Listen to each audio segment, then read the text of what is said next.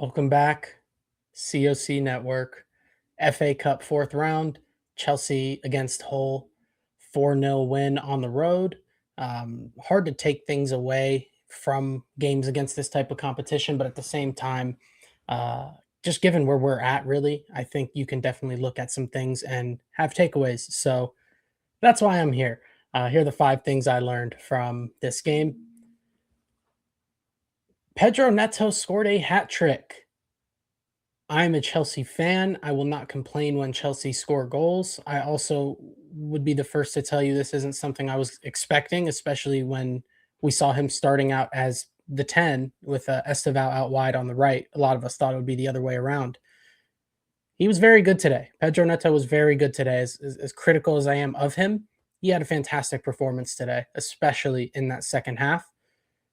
A hat trick's a hat trick, especially when there's not penalties involved too. Am I right? But I thought Pedro Neto was very good today.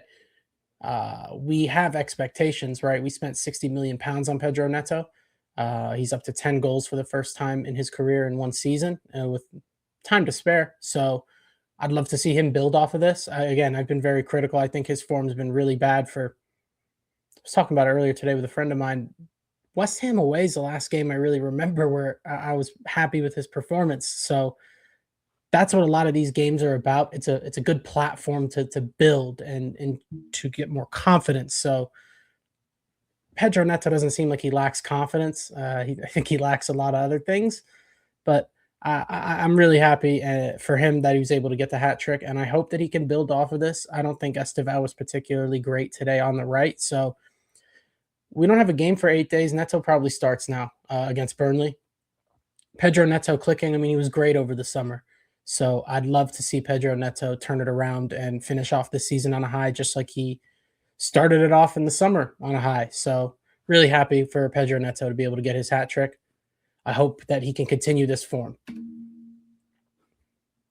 I think I've used this exact tagline in the last video I recorded. Andrey Santos.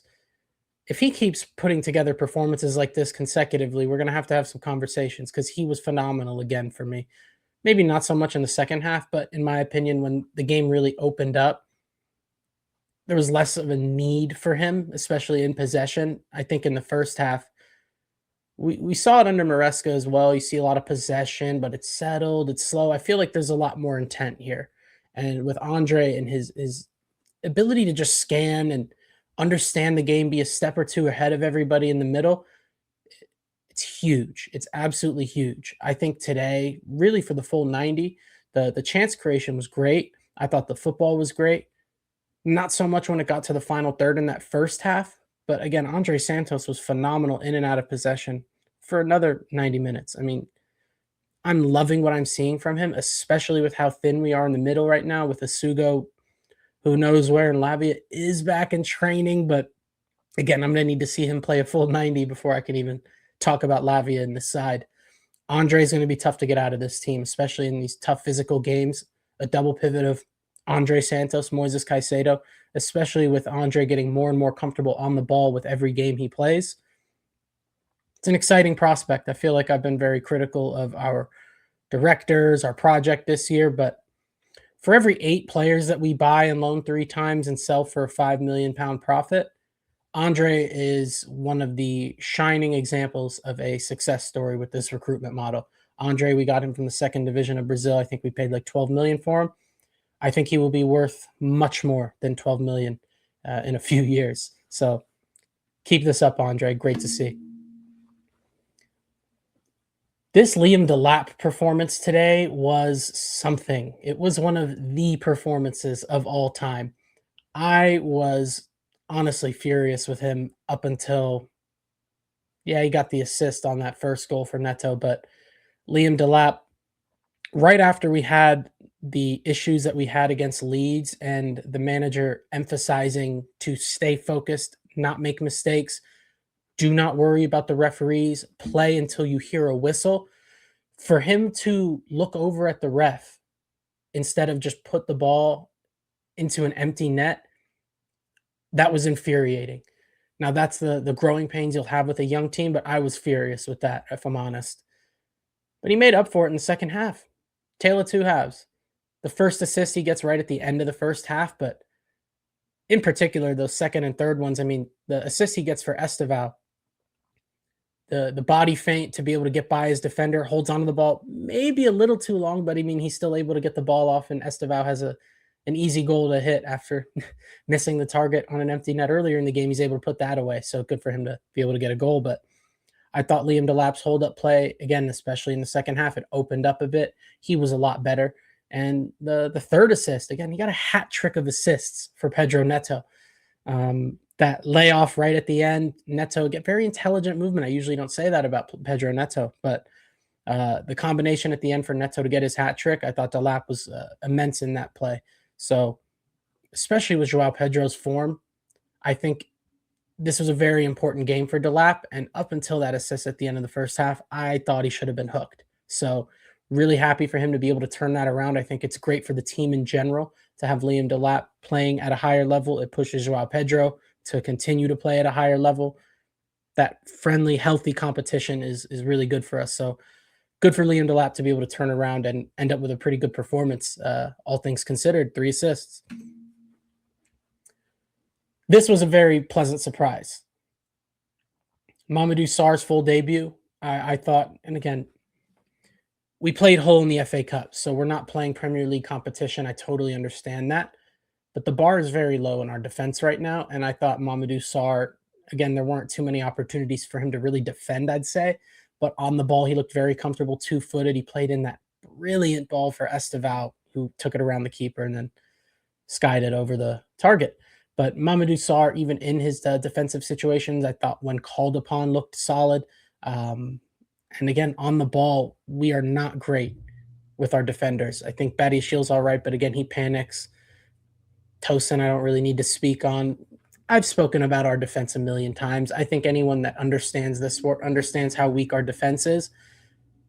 It's asking a lot for a young player to walk in and do a job, but I think similar to Andrey, the fact that Mamadou Sarr has played under this manager, I think that'll really help him a lot to get up to speed. And I also think in terms of the physicality, the match intensity, Ligue 1 is probably the closest you're going to get to the Premier League. So hopefully he's able to adapt quickly. Maybe it's too much, but I'd like to see him starting in the Premier League. I just really do not rate our defense whatsoever, and I like what I saw from Sarr. Again, it was Hull away, but I did like what I see. It's a young defender. I believe he's 20 years old, and I would love to see him leave his mark on the first team. Another tagline I've used already, but I'm really happy with what Liam Rosenior's done. I mean, if you guys go back to the video I recorded when we were about to sack Maresca, I was distraught. I was genuinely distraught. I couldn't believe that we were tearing apart this entire project in my eyes. We had, 3 points in 5 Premier League games and 1 win, 5 draws, 3 losses in all comps our last 9 games. Rosenior walked into that, and he has just calmed everything down. I feel like the noise, there's way less noise on the team. I feel like if anything, it's going towards him, but I feel like that's what good managers do. They put all that attention on themselves. That way the players are able to not necessarily play it with no pressure, but take some of that pressure off of them and put it onto his shoulders. I do think he's really well-spoken. I'm over all the memes, if I'm honest. I think people are starting to understand and respect the job that he's doing in here. And the more that we are able to get on the training ground, I really think, tactically speaking, we'll be able to see more of what he's about. Our first game under Rosenior was very similar to what we've seen, 3-2-5, but the more he's getting comfortable with this group and understanding this group, you're seeing him platform a lot of our talented players and put them in the best spots to be successful versus shoehorning them into a system. And I'm one of Enzo Maresca's biggest fans. But this fluidity, along with seemingly somewhat stable in the back, I'm starting to get really optimistic. I'm not going to get carried away with this because, again, it's not a huge sample size, but I'm starting to get pretty optimistic here with Rosenior, and I'm really enjoying what he's doing with this team, instilling the confidence into this team. And again, just as an example, Enzo Fernandez 2 games before this was playing left wing. He was phenomenal. So he's putting guys in spots to be successful. He's spoken constantly about how he's going to use the squad. Doesn't have much of a choice anyways, but I'm starting to feel a lot more confident with Liam Rosenior at the helm here. And Man, if you told me that 2 months ago, I don't even know what I would have said, but we were in a abysmal run of form before he got in, and he has seemingly stabilized the ship. So again, we've got a tough gauntlet of games coming up the next month, really until the end of the year. So I'm glad that we were able to, for the most part, take care of business in this run of games beforehand. Thank you for watching. Like, comment, subscribe, hype. I can't believe we have a week off. I feel like ever since Rosenior's come in, it's been 3 games. Every 3 days, we've had a game. So we're going to have 8 days off now.